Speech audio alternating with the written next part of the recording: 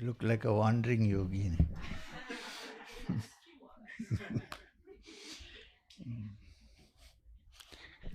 Ah, so, yes, so we start with looking at one Upanishad to begin with.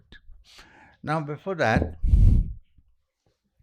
I want to explain a word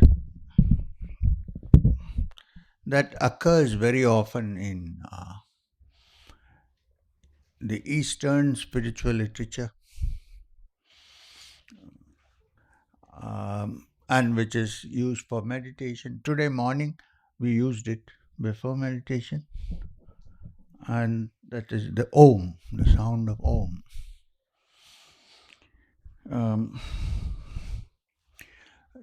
I have a doubt. Do the Theravadins use Om at any point? No, I'm asking seriously. You don't know. But the Mahayanas used Om. Om Mani Padme Om. So anyway, so Om,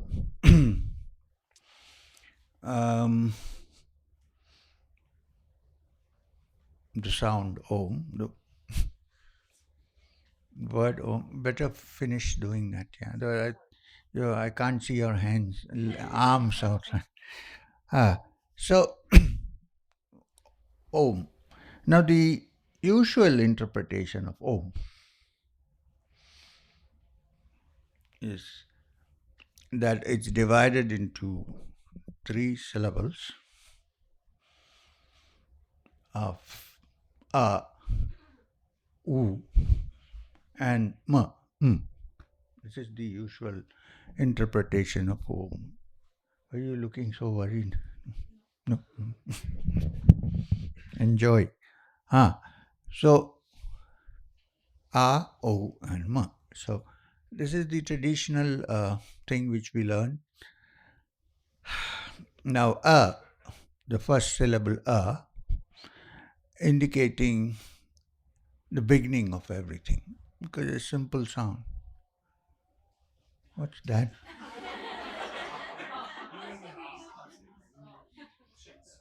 Huh? Oh, I thought there's a mosque outside. Anyway, so it's a so the first syllable "oh" that you hear, it's being the simplest of all sounds. Even people who can't talk can always make "a." It's also the sound that you make when you are like an exclamation "ah." It's also the sound that you make when somebody hits you "ah." Even if you don't know, he didn't don't know a language. So is the simplest sound and alpha, and therefore it is the beginning of all things. It represents the symbol of all that begins, the whole of creation, the whole world that we see before us. And U represents the preserving of that which has already been, you can say, created or manifested. Choose your words. Okay. Now, the continuation of all that has been manifested is represented by the sound of U, middle of the tongue, U. Ah is here. Ah, U. And then you say Om. The last sound is the end of everything. Because if you need to produce a new word, you need to open your mouth again. So it symbolizes the end of everything. End of conversation, end of the sound, end of creation, end of manifestation. Om. It's also the sound that they very normally use even when you say yes to something. Mm. Mm. Mm. And therefore it represents Distraction. I wouldn't call it distraction, but a recycling, uh, mm, regeneration. Because if what is old is not ended, there's no space for the new. Imagine the world containing all the people who were there from the beginning. You're meditating here, Adam is standing outside. You need time. You need space, sorry. So, Ma indicates regeneration. So, this is the usual explanation of the word Om, plus the fact that it is, as a pure sound, it's that which takes you into the higher levels of consciousness. Chanting of Om. Even those who, like the pure Advaita Vedantists, who don't believe even in the practice of yoga or anything of that kind. Some do, but some don't. They believe that if you understand the statement, Brahma Satyam Jagat Mithya, that Brahman is the only reality and the world is an illusion, not easy, then you don't have to do any practice. You have to just keep saying this. Doesn't work. But even they use what you call pranava sadhana, which means chanting of the Om, because it's been said in the Upanishads. And for them, the Upanishads is the backbone of the entire teaching. So, Om. So look at it as a pure sound, disassociate it from any language. Look at it as a sound, starting with A and ending with Ma. Okay? But there is one Upanishad among the principal Upanishads, which is called the Mandukya. This Mandukya Upanishad is one of the earliest Upanishads, and it is the shortest of all Upanishads. It has only 12 verses. And in these 12 verses, and how important it is indicated by the fact that several commentaries on the Upanishad have been written. Adi Shankara's Guru's Guru, Gaudapada, sat in Badrinath and wrote a voluminous 1,000-page commentary on the Mandukya, which has only 12 verses. And it was written in such a way, and the teachings are so close to the Shunyata of the Buddhists, that even there were people who suspected that Gaudapada was a Buddhist. Then, Shankara, Adi Shankara wrote a voluminous commentary on the commentary of Gaudapada. So it runs into several more 1,000 pages. And people have been breaking their heads with the commentary for a long time. But the Upanishad has only 12 verses. And in these 12 verses, it does not discuss what you should be doing or what you should not be doing. No sadhana is discussed, nothing is discussed. It only looks at the meaning of Om.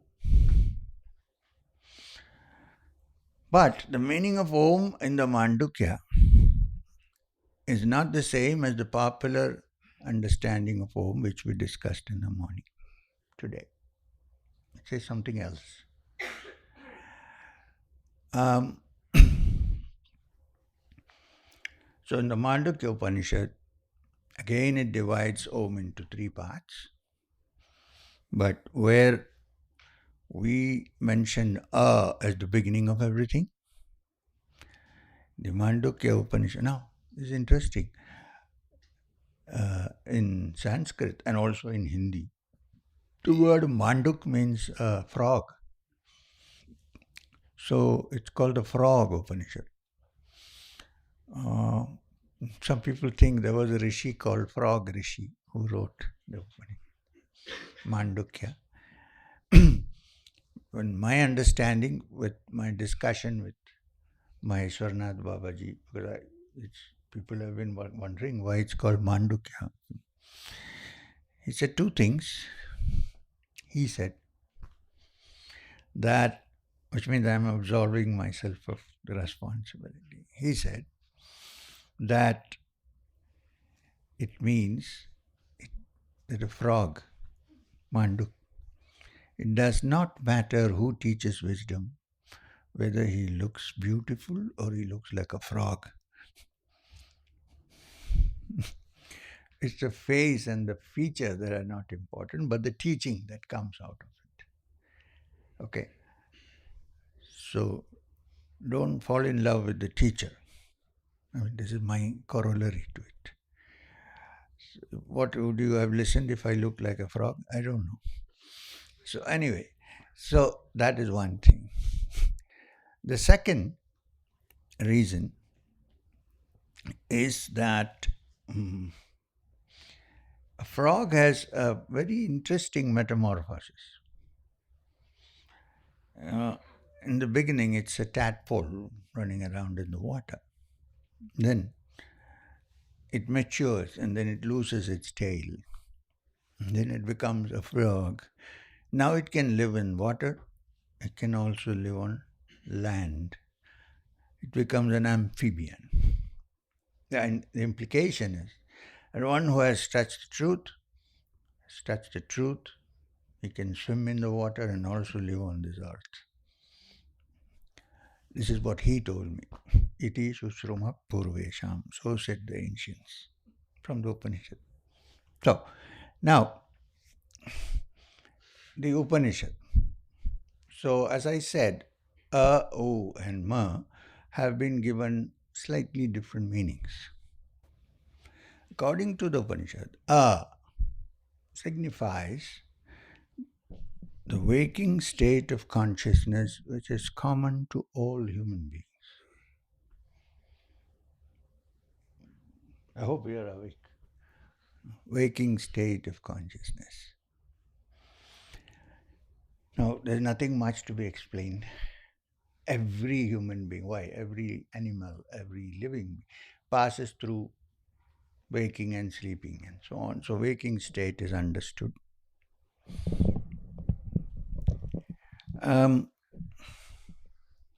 The real question is whether we are really awake. Anyway, if awakening means enlightenment, then no, but otherwise, normally we are awake. And this is common to all and is represented by A, the world that you live in. Otherwise, this world can be real or unreal, but if I am not awake, I'm not aware of the world. Right? Okay.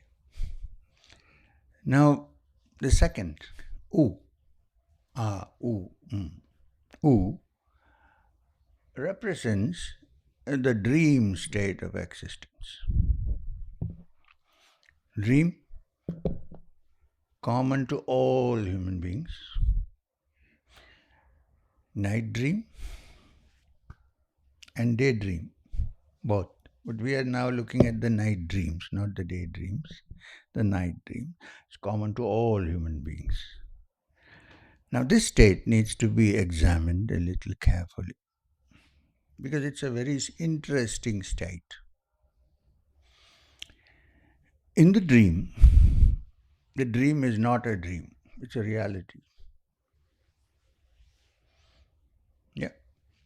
It's so real that even when you wake up, you still feel, oh, you know you're woken up, so it's not, but while you are dreaming, it's very much real for you. If you're chased by a bear, I'm saying this because there are no tigers here. If you're chased by a bear and you wake up, in the dream, you wake up, you're still looking around, right? Because it was so real. Not only that, your pulse rate, your heartbeat, and your perspiration, everything is still there because it was so real. And then you say, oh my God, that was a dream. It doesn't exist anymore. So the Upanishadic seers asked a question. They said, if the dream is real while we are dreaming, and we will not admit while we are dreaming that it's a dream, now we think we are awake, we won't admit that we are dreaming. What if there is a state where you suddenly wake up and say, oh my God, what a long dream? If you say no, then you don't think of a dream as a dream, right? Now, this is the waking state in comparison to the dream. Who knows? I may wake up and say this was a long dream altogether. Who knows? The only difference between dream and waking state is that in the waking state there is a continuity, while in the dream there is no continuity. It's like this. Suppose today I go to sleep and God forbid I dream that I was Hitler. I don't. In the dream it is so. But when I wake up, I'm M. Tomorrow I dream that I'm Mahatma Gandhi. When I wake up, I'm M. So when I wake up, I'm M. Now that M also can change, okay? A childhood M is different from a grown-up M and so on and so forth. But there is an identity which continues. While in the dream, the identities can change every day or every minute or every second. That difference is there. But the commonality is that when you dream, it is so real. And when you wake up, it's a dream. So, in the great sage Yajnavalkya, who appears in the Upanishads here and there, had a dream. He was a king. He was a king and a sage. Which means what? That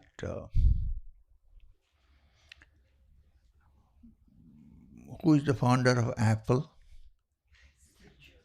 Yeah? Steve Jobs. He could also be a yogi even if he is rich. So Janaka was a king. And yet he was respected by all the rishis as being a great yogi, a great rishi. He was called Raja Rishi. King Rishi means, it could mean two things, king of rishis and also a king who is a rishi. Raja Rishi. So Janaka once had a dream. He dreamt that he had become a beggar. It was a long dream. He was begging for his food. He was shivering because he didn't have clothes to cover himself. And then he woke up and found that he was in his palace in his beautiful bed. So he said, now what is this? What if this dream had continued? So his guru, his teacher, Yajnavalkya, the great rishi, came and he asked him, sir, please explain this to me. Suppose this dream had continued for long. I would have been a pauper, a beggar.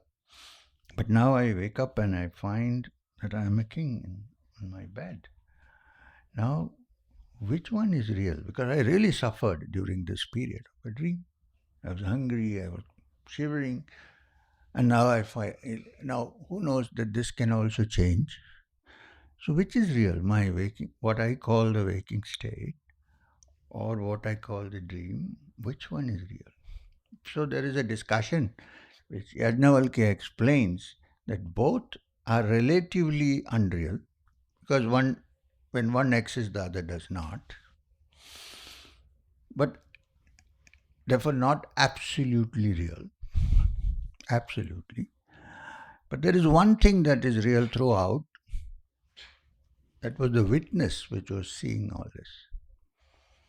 The witness in the dream, the witness in the waking state, there is a witness. Yajnavalkya explains to him that witness is the only reality and not anything that happens in its field, kshetra. So this is the dream state, which is represented by the sound of oo. Then Om. The Ma represents deep sleep, dreamless sleep. We have short intervals of deep sleep, dreamless sleep. After the dream sleep is over, which the psychiatrists call the REM, rapid eye movement sleep. The eyes are moving because you're watching the dreams. When that ends, there is a brief period when the somnambulistic deep sleep happens. This, now, the waking state is called in the Upanishad Jagrata Avastha state, and the dream is the Swapna Avastha, the dream state. It's also called Tejasa because when you dream, your eyes are closed and everything is dark, but you see the whole dream in full light. So it's self effulgent. So it's also called Tejasa. And then the last one, sleeping without dreams, deep sleep, is called Shushupti. Now, what happens in Shushupti, in deep sleep? It's also an interesting state to study. You're not aware of anything. uh, in sleep, you don't even know where you are if you're really sleeping. You don't know who you are. Probably we are rejuvenated because we don't know who we are. The moment I have my identity, I'm in trouble. They didn't smile at me. He got angry at me. In the dream, there is no me, so there's no problem. So I'm completely relaxed, totally. And in the dream state, there is no inward recognition, no outward recognition. And it equalizes all human beings. The boss and the worker go to sleep. And in sleep, both are equal. Right? Like death makes everybody equal in the same way. It's actually like a brief death, this sleep. Anyway, so this is the Shushupti. And perhaps the worker sleeps deeper than the boss. First, because he has worked very hard. The chief, the boss goes to sleep with a lot of worries, so it's not so deep. This guy would sleep. And it is so important that without deprived of sleep, the already mad world would be madder. That's why lots of medicine sold now, maximum, in the pharmaceutical, what are the pharmacies, is either for sleep or to always look young. Impossibility, of course, but so so these are the three stages. Now, I said that deep sleep is wonderful and it rejuvenates you and it's blissful, but I'm not aware of it when I'm sleeping. In deep sleep, I'm not aware. When am I aware of that bliss? When I wake up. In that border interim period between deep sleep and waking up, it's so blissful, the memory of it is so blissful that I don't want to wake up. How many times have we put off our alarms and gone back to sleep? Because it's so blissful and we get that was a blissful sleep. But I'm not aware at that point when I wake up. Which means, if when I wake up, somebody carries the memory of that bliss, that witness existed then, but it didn't remember. Now it remembers. So there is a witness, but normally that witness is not aware of the blissful deep sleep that one is going into. Okay. Now, this is impossible almost, but conceive of a state where in that blissful deep sleep one is awake and is witnessing it. I mean, you cannot logically think of it. If that happens, that witness, the Upanishad calls Turiya. which means it is the pure witness, but then in this pure witness there is nothing to witness, which means pure being, let's say. This is Turiya. And the only way we can imagine it, not an actuality, is that in that bliss of deep sleep, one is aware of it, which is normally not there. We only are aware of the memories of it when you wake up, not at that point. But unfortunately, one cannot reach Turiya through Sushupti. Otherwise, it would have been very nice. You just have to sleep. You'll be in Turiya.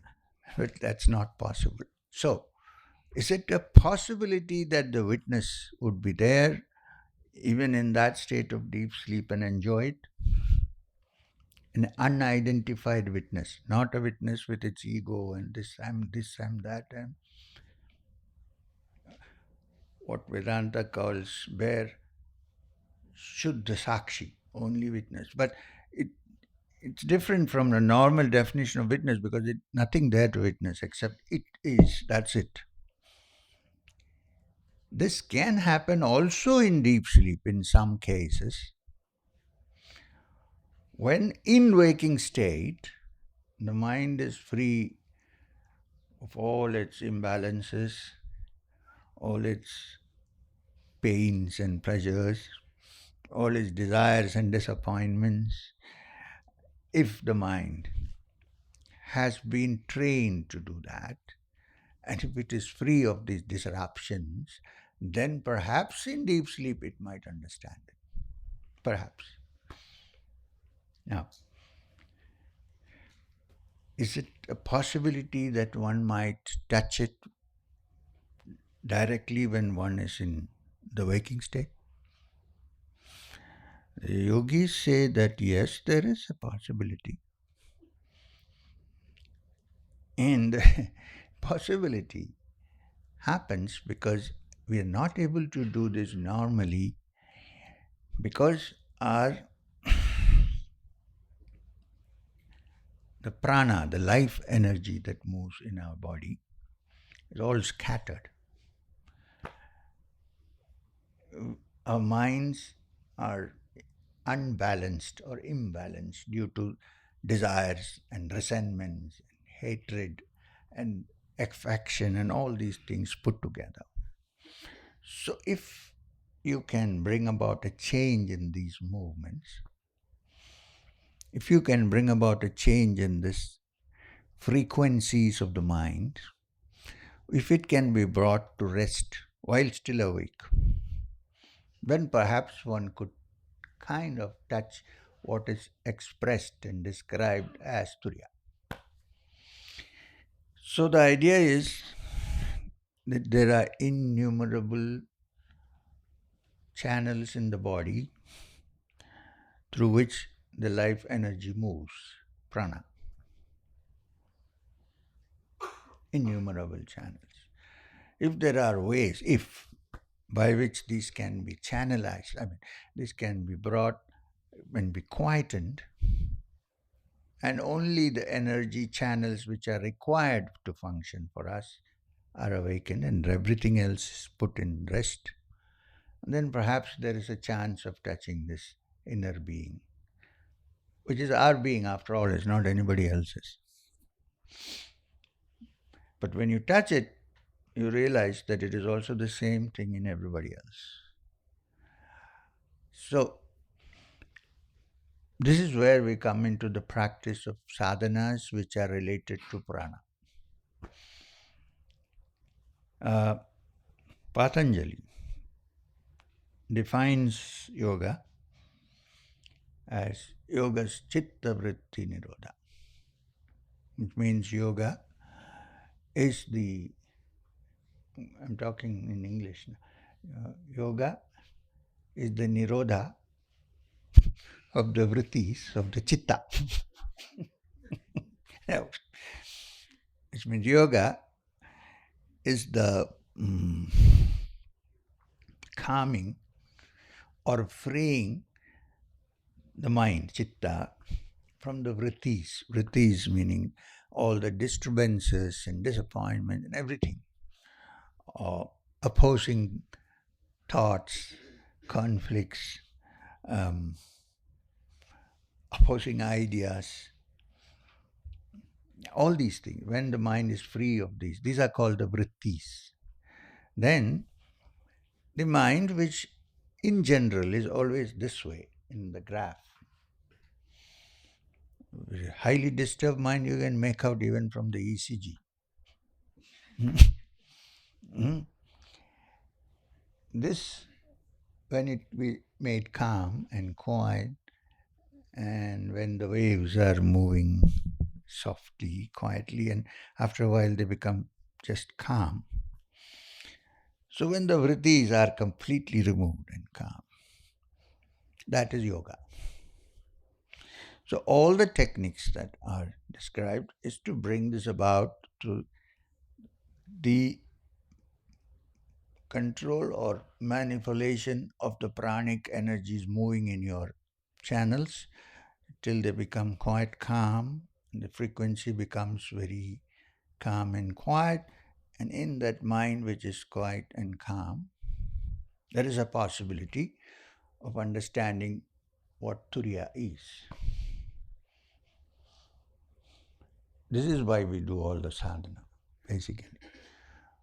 To free the mind from its conflicts, to free the mind from its, storm, to free the mind from the disturbances that happen. When this is done through the control of prana, then perhaps the mind in its quietness and tranquility touches that which is beyond. Till then the mind is limited to our brain's movements.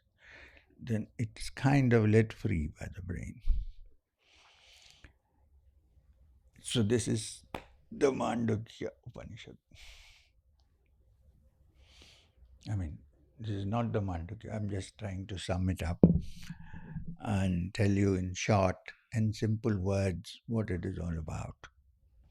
What you have to understand is that since it refers to all human beings, it applies to every one of us.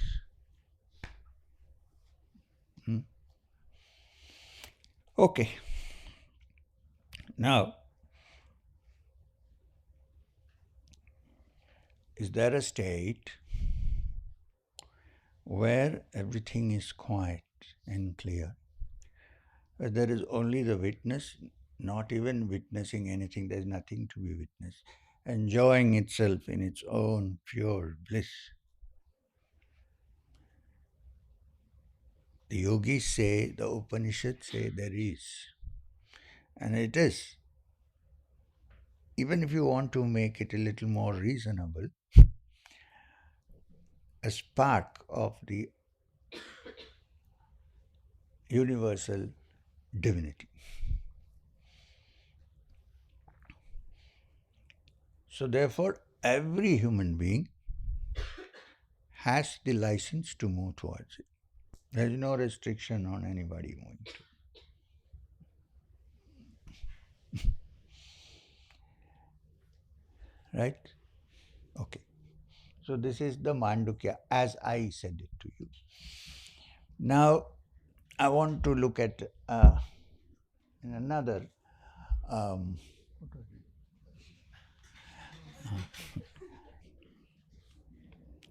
another Upanishad. This is the great Upanishad from the Samaveda. I said every Veda at the end has an Upanishad. Samaveda also has an Upanishad. Not one, there are a couple of them. Of that, the most important one is called the Kena Upanishad. I told you yesterday, Kena means who. What is my origin? Who am I? What am I? My true origin. And it beautifully I don't want to go into the philosophical doctrines of it, except that it begins by asking who. Kineshitam vadati prasitam manaha. Who is it that started the first movement of the mind?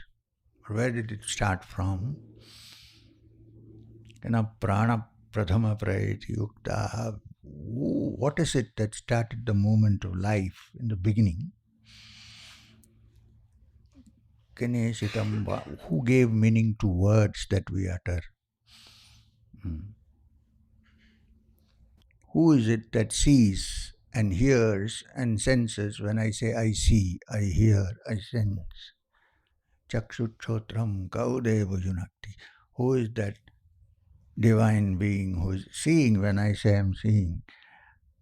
Because I can keep my eyes open, all the images will come in, but if my mind is not there, I can't see a thing. I might be seeing the Himalayas sitting here. Who is the origin of all this? This is the question with which the Upanishad begins. We can't go into that Upanishad. It will take us 3 days or 4 days to look into it completely. But I want to come to the last part of the Upanishads are very strange.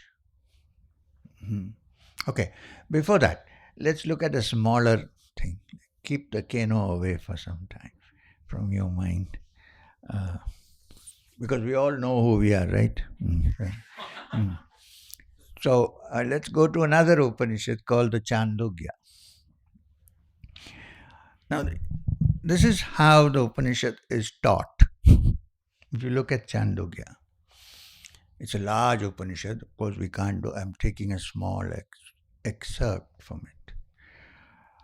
The son of a great rishi, having gone somewhere else to learn the truth, comes back home and goes to his father. And he says, Father says, so have you found the truth? And the father is also a great rishi, Uddalaka Aruni. Oh, have you found? He said, I think I have. The father says to the son, if you think you have, you couldn't have found the truth, because either you know it or you don't know it. So there's no thinking about it. So he says, okay, you see the big banyan tree out there? You know what the banyan tree is? You know, of course, but there are no banyan trees here. Banyan tree is a huge tree that grows I think it grows in Thailand and the east also, in other places, but in India, of course. It has what are called roots that grow down from the branches. They're called the subsidiary roots. One, there is a big root, it grows, then there are many roots coming down. So in some years, it can even occupy 1 acre of land because all the branches are supported by more roots coming down. The headquarters of the Theosophical Society in the south of India had one of the biggest banyan trees. In India, yes. So anyway, so the father says to the son, look at that banyan tree there. Yes, sir, I can see it. Go there and check if there are any seeds and bring me one. So the son goes and picks up a seed of the banyan tree and brings it to him. Okay, he said, now, take off the rind, the skin. So he takes it off. What do you see now? Well, I see the kernel inside. Kernel, not kernel. I see the kernel inside. Okay? Open it. Yes, sir. I have opened it. What do you see? I see tiny black seeds inside. Take out one of those seeds and open it. With great difficulty, he opens the tiny little seed. What do you see? I see nothing, sir. He said, it is from this nothing that this old banyan tree has come up.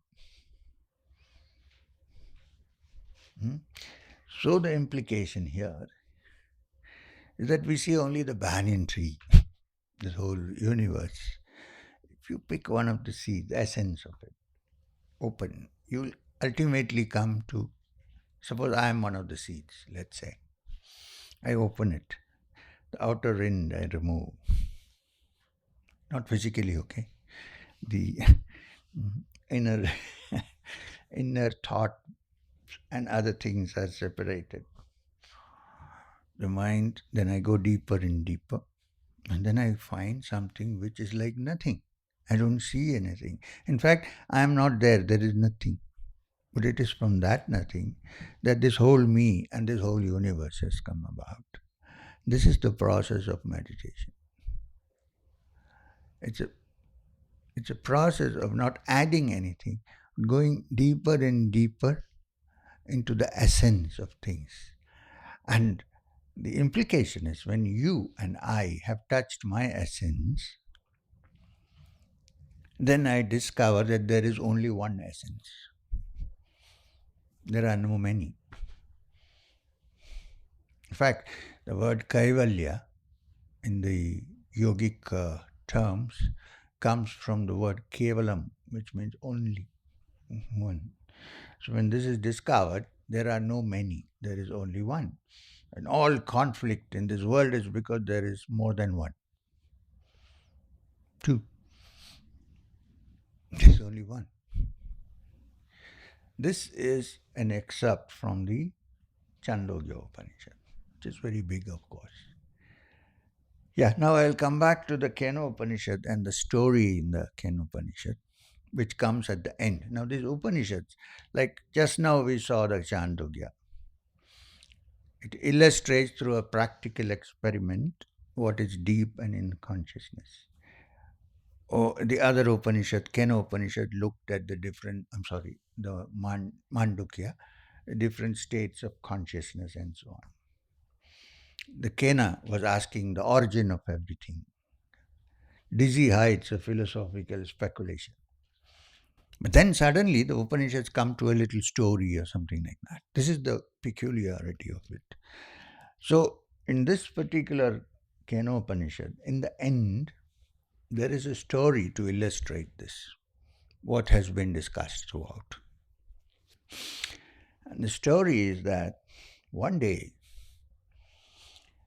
the supreme reality, whatever you want to call it, Brahman, Parabrahman, Shunya, call it by any name, that supreme reality decided to give a test to the gods. Now, who are the gods in the ancient Indian system of thought?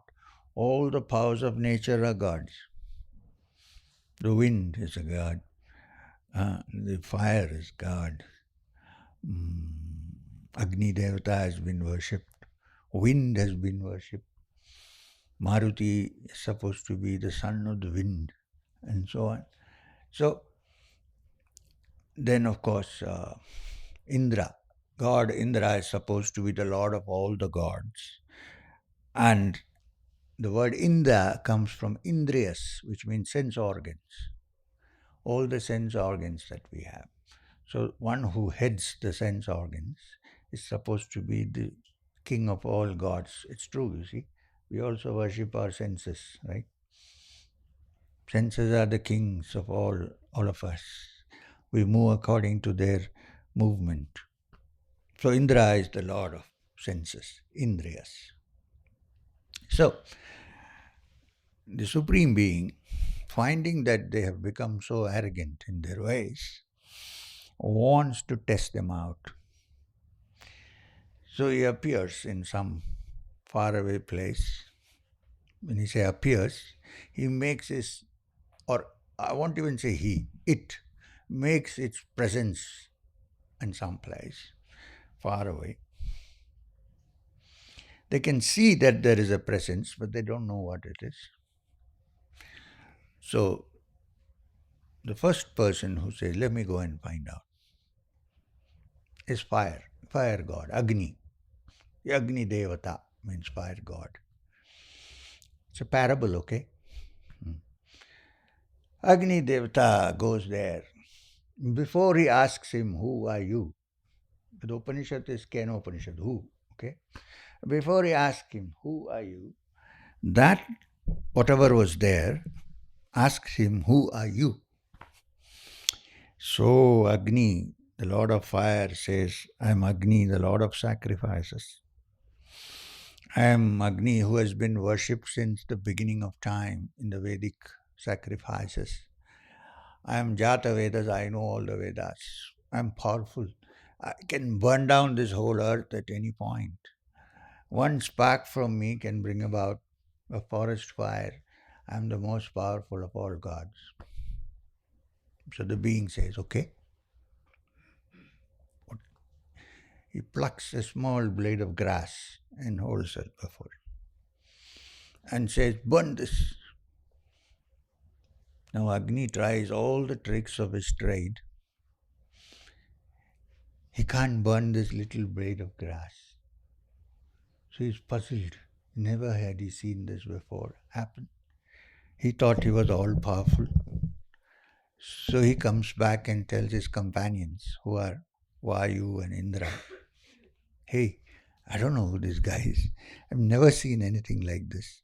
Can't see the shape, form, nothing. He said, 'Burn this blade of grass.' I can burn down the whole world. I couldn't do it." So the great god of air, please, this is a story. It's a parable. The lord of air, which is Vayu, he says, "Let me go and find out." So he goes. And again the being asks him, "Who are you?" He says, "I am the god of wind." "So what can you do?" He said, "I can blow off the whole earth. I am the, what is it called? They have a word in the United States for this. Tornado. Yeah, I'm a tornado. I'm the cyclone. I'm the mighty wind. I can blow everything off. I'm also the essence of all being because human beings breathe me in and out. I'm so powerful." So this, I don't want to say guy, but this person says, okay, the same blade of grass which fire could not burn, Agni could not burn, he puts it in front and says, "Blow this off." Vayu tries all the tricks of his trade. He can't move it even a little bit. He's astounded. He goes back and reports, "Hey, I don't know who this guy is. I've never seen anything. I can't blow this little blade of grass which he gave me. What's this?" So the great lord of senses, Indra, he's the king of gods. He's the god of the sense, 5 sense organs that we have. He says, "I'll do it. I'll go and find it." He goes and he looks around and he can't even find the entity there. Not that the entity disappeared. He cannot sense it anymore. Lesson? The sense organs, eye, ear, smell, taste and touch cannot comprehend it.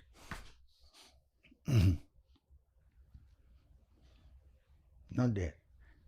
So he's just standing there wondering, what is this now?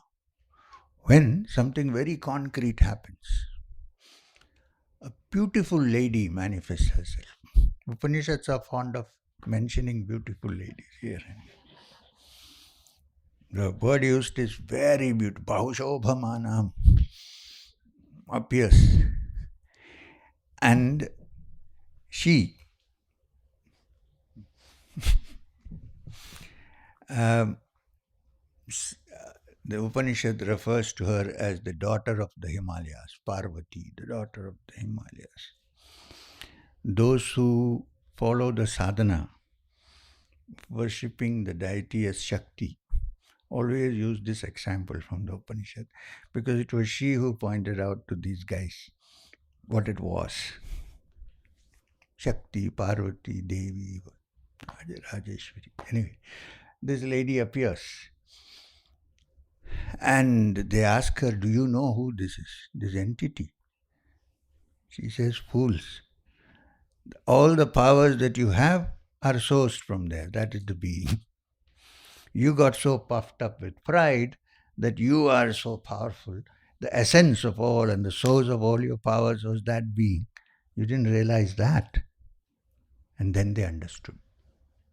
And the first one to understand was Indra, the lord of the senses. Therefore, they say he's considered to be the greatest of the gods. The first time he kind of understood what that being was, instructed by Parvati. So, one is that in this search for the supreme inner reality, the ego that builds up, saying that I am this, I am that, even in spiritual practices, it happens sometimes. I think I am the greatest sadhak. Nobody can be compared to me. My kundalini is running up my head. When this subsides, then perhaps there is a chance of understanding that being. That pride has to be removed first, and this is one of the lessons. Second is that the essence of all that is that being which cannot be understood by the outer senses, by the indriyas. So this is the story. So you know somewhat what the Upanishads are about. When I come back in the evening, we'll do a little more. You'll get your kriya, don't worry. Let me get this along. Now, we have 15 minutes, and I have some papers here. I hope they are not like the Ramayana. It's an expression we use in India. Somebody was talking to you for 2 hours. My God, was a big Ramayana.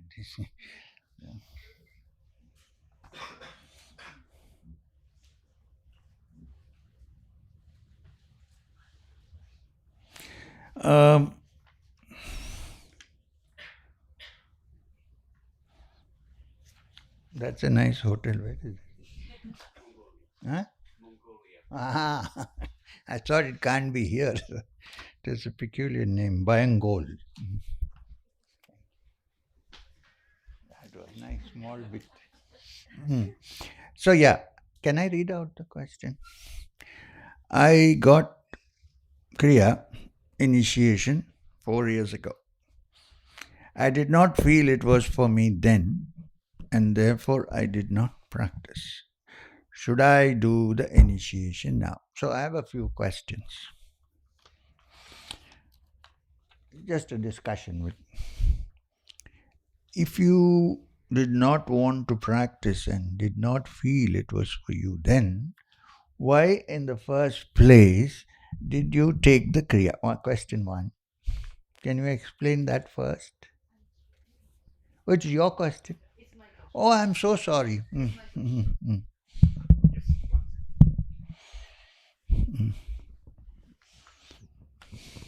I was very interested because I read the book of Yogananda. And I have a friend who said, I have this Swamiji coming and he's giving the initiation for Kriya. So you have to make the application. I did the application, I did everything, I got there. When I got there, Are you from, where are you from? I am a mix of everything. Huh? I was born in Mauritius. Mauritius, okay. And then I have parents mixed. Mm-hmm. So when we initiated, I felt it was not for me. For me. Why? Because I felt it was an ego. Because the Swamiji has given a picture of his eyes.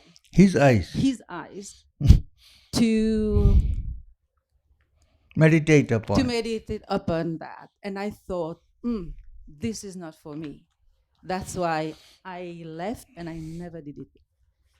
And I forgot even everything what he said because I did not believe in it. So you didn't see eye to eye with him. Good. Okay. Now let me ask you the follow-up question. Do you think you want to take Kriya now? Yes, I do. And the Kriya that you take, did it have a parampara, a heritage? Did he claim he came from any any? He did not explain anything. He just said, "Okay, I'm going to initiate the kriya, and this is you have to do the breathing And and look to at these eyes. and look at the eye and then I felt, no, this is not for me. I'm sorry. Okay. So I don't know what kriya you took because you might have forgotten everything, right? I So erase let's, everything. can we start afresh? Yes, Are you this is okay what with I that? want. All right. Then fine, no problem. Okay, thank you so Mm. much. I was trying to figure out who, but I don't want you to tell me any name because it's not a good idea. So, okay. So there was a tiny little, wee little question. Is this yours? Who gave this little? Came from bit. Came from.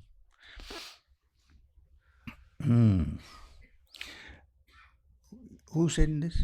You. To experience Turiya is also a desire. Okay. Then is that not also a distraction to experience the it? Okay. The problem is that all desires are not bad. Desires are not bad at all. Problem is, on this earth, everyone has a desire. We all live with some desire or the other. I'm not saying that desire is, I never said that desire is bad. Okay. So the premise with which you ask the question, this is also a desire. So it appears as if desire is a bad thing. Well, it's not. We live on this earth with desires, all kinds of desires. We are only saying that this is when you desire this, it is because we live with desires that sometimes we are happy, sometimes we also run into complications. Because if you cannot satisfy your desire, then you are in bad shape, you're angry, you're right. If you can satisfy your desire, that's okay, it's over, then it's over. But it's not always the case in this world, right? So we are saying that if there is something called Turiya, it's not even an experience because Turiya happens when you are not there. To experience, I have to be there to experience something. In Turiya, there is no such thing. Anyway, so we are saying when Turiya happens, let's put it that way. Not that I am doing Turiya, but if Turiya happens, then one is free forever from all desires. And therefore, the problem of not satisfying a desire and getting into pain or satisfying a desire, both these things don't arise. So you are eternally free after that. You may still have desires, but you're not worried about the outcome. It's not that you don't have. Now I have a desire after 10 minutes to go and eat.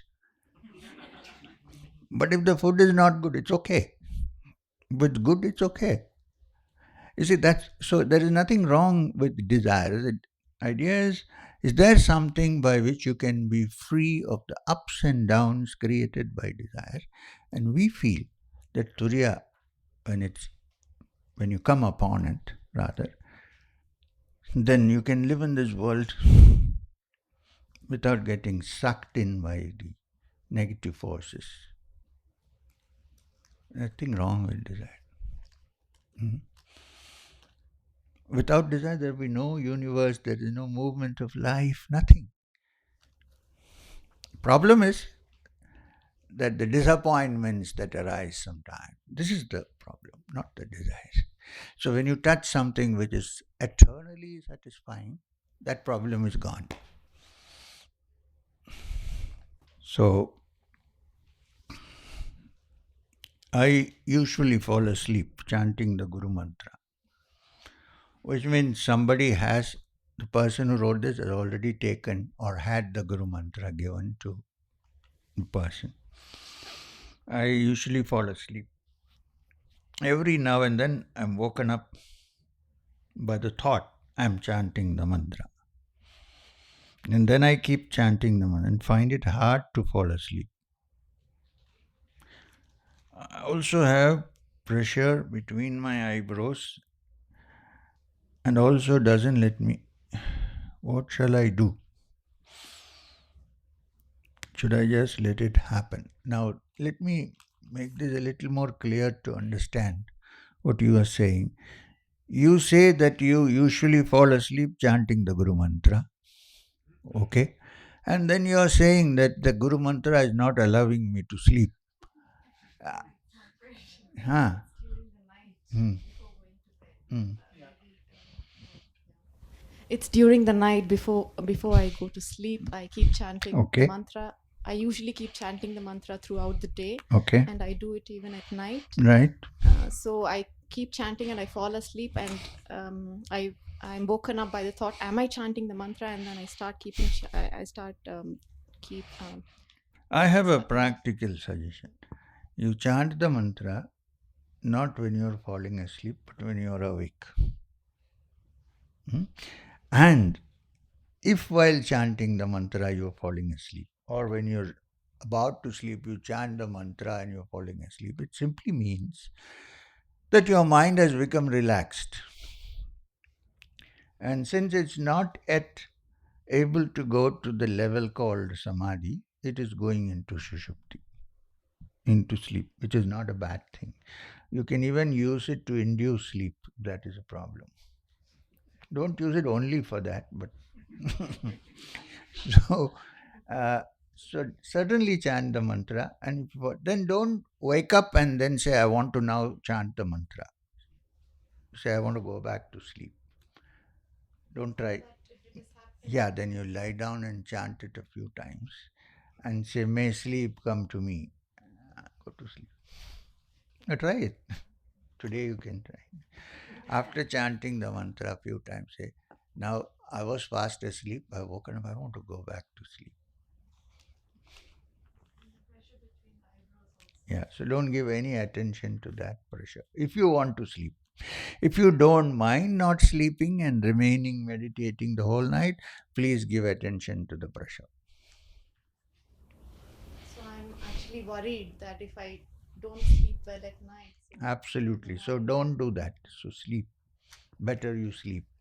Meditate only afterwards in the morning or something and then do your Guru Mantra. Hmm? Do you drive to work or something? Thank God.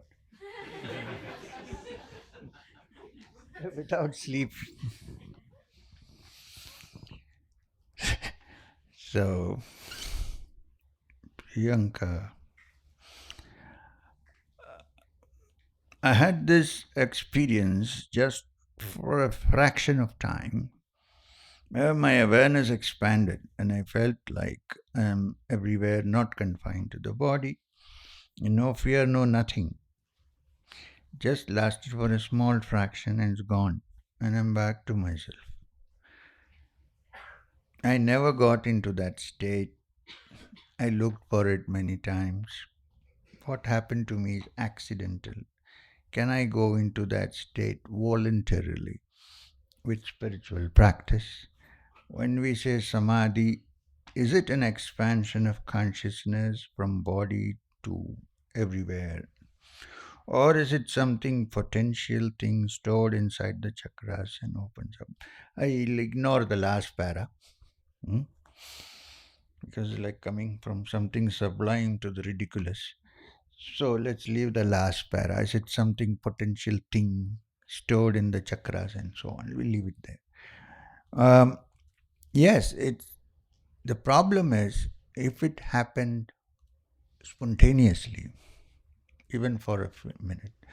Every time you try to get there, you're trying to get your mind to imitate that.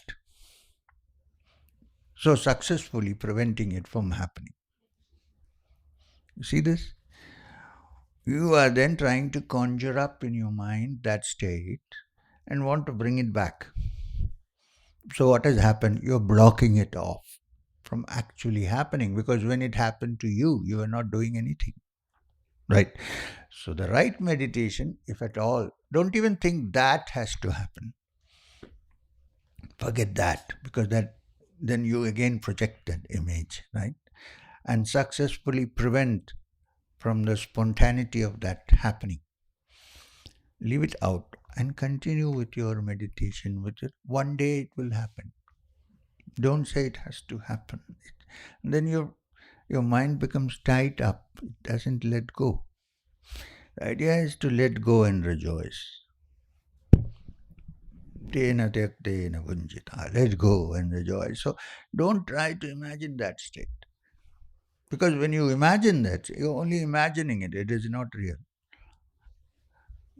So hopefully, when the mind settles down, it will happen to you again. Don't build images about it. Leave it. Maybe if you stop building them, it might happen every day. Is you? Are you Priyanka? Who is Priyanka? So now if you want to get what happens spontaneously one day, don't try any pulling, leaving, putting, nothing. Forget all about the chakras. Don't concentrate. When you concentrate, it won't come. That was a state of no concentration. Right. So, my suggestion, continue with, all I'm saying is continue with whatever sadhana you're doing. Okay, fine. Yeah, but don't keep saying that must come back, that must come back. Take that out of your mind. Then what will happen? This will come. When that is not. You get what I'm trying? You are not touching at all. When you let go, then whatever remains is the reality. Okay, we need to move. The papers were invented because people keep asking questions, continue with it. So we invented the paper. Now, holding the paper, if there are two Priyankas, it's become. This is a very practical question. So it's a short question. We'll do that and go for lunch. How to open up the heart? Chanting Om on the Anahat is the question. We'll discuss that. When we do the Kriya, we will discuss. You're right, opening up the heart doctrine. Chanting Om, this practical thing we'll discuss later. Thank you. There are still some questions here. So whenever we come back in the evening, we can. But I think by the time we come back, there may be more questions filled up here.